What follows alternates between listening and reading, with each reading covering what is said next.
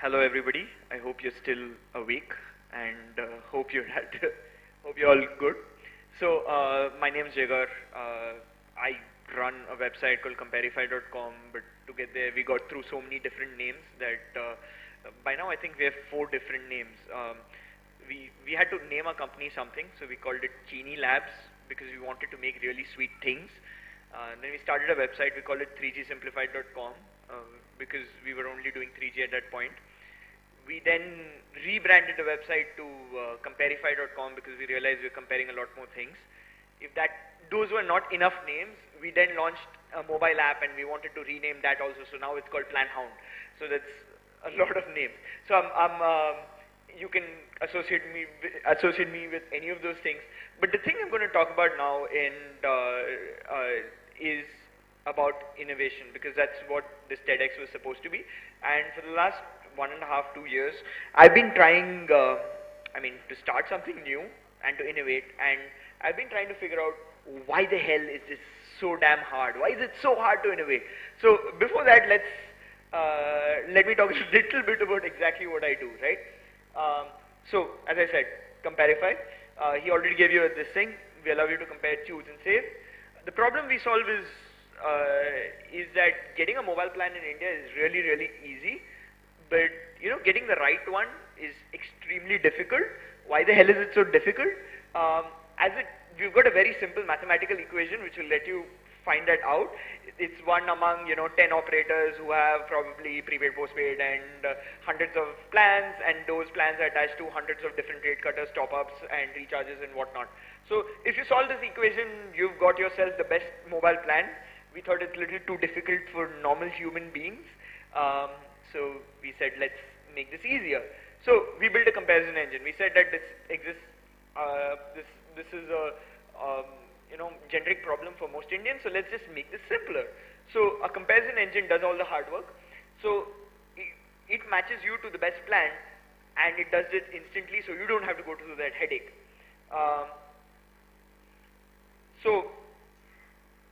It's just 3 simple steps, right? You enter your usage, like I'm gonna speak 100 minutes or whatever. It compares all the plans which are available in your specific region, and then you can save money and use that to probably treat your girlfriend or something like that. And we compare everything. We let you find the right mobile plans, we let you find the right data cards, we let you find the right plan for your tablets and so on.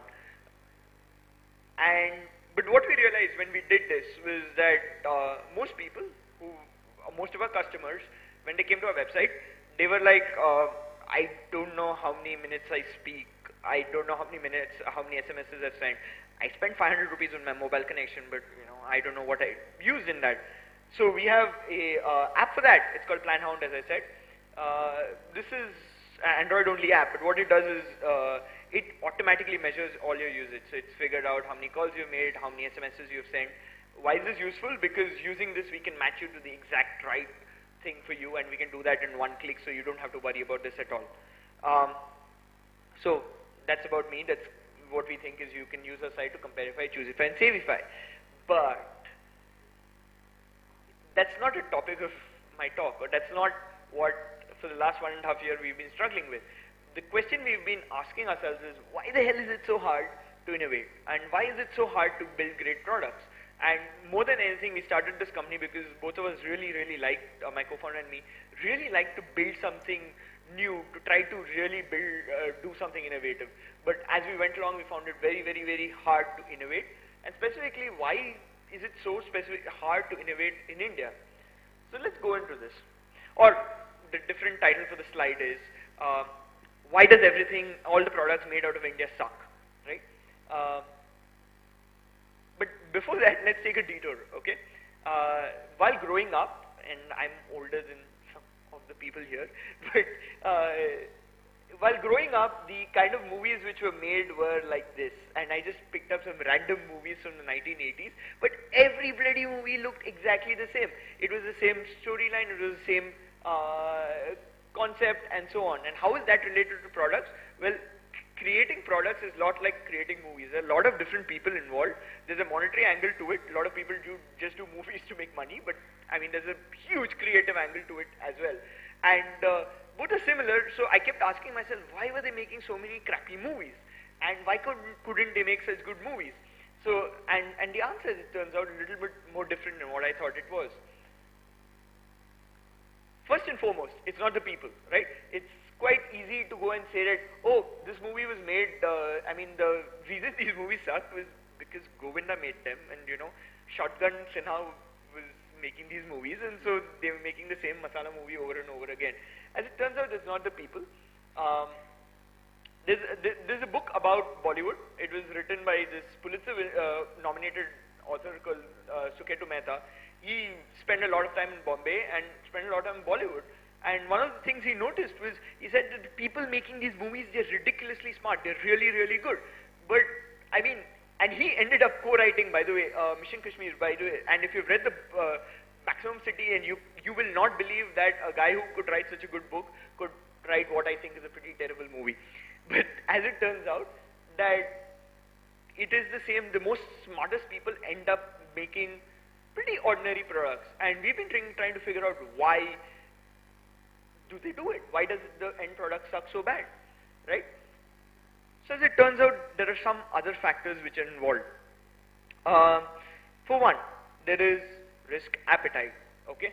The producer making this movie will most probably, he's very dependent on the success of this movie. He doesn't have infinite resources. It's not a big corporation to, take a few losses, take a few failures and go forward. And in the same way, the people who are making products here don't have the same risk appetite, cannot have the same risk appetite as some of the most well-funded companies. And as a completely different example, this is Evan Williams. He founded Twitter, which I think is one of the most world-changing products ever, and was wondering, and the reason he could keep going on and on and on, because, by the way, when Twitter launched, it's like nobody knew what to do with it, nobody knew how to use it. Like people were tweeting what they had for breakfast, but after that they didn't know what to do with it. And for a year, before hashtags were invented and at replies and whatnot, didn't know what to do with it. And he went through that, then their system kept crashing, he went through that. Then once they started taking a little bit off, somebody gave them a lot of money, Mark Zuckerberg offered them a lot of money and said, sell your company to me. He didn't do any of this and kept going on and on and on. And question is, why did he go on?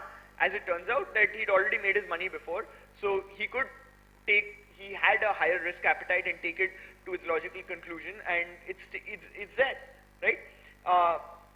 The other thing, finance, right? Obviously a lot of it's much easier, much simpler to make a nice masala movie. Just get a few actors, get a few fight scenes, get a few songs, and you're done, right? But as it turns out, finance is not the only answer. At the same time, these guys are making these movies. They made Waterworld, which is one of the most expensive and worst movies of all time. So finance is not really the answer.